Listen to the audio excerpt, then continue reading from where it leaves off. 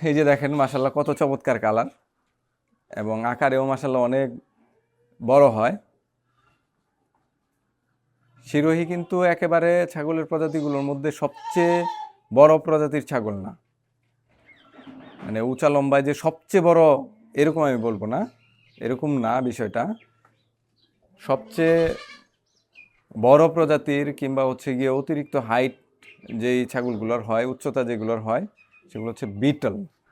কিন্তু ভালো কোয়ালিটির বিটল বলেন, সিরোহী বলেন, কিংবা অন্য কোনো প্রজাতির ছাগল বলেন, সেগুলো বাংলাদেশে দুষ্প্রাপ্য জিনিস, পাওয়াটা অনেক কষ্টকর ব্যাপার।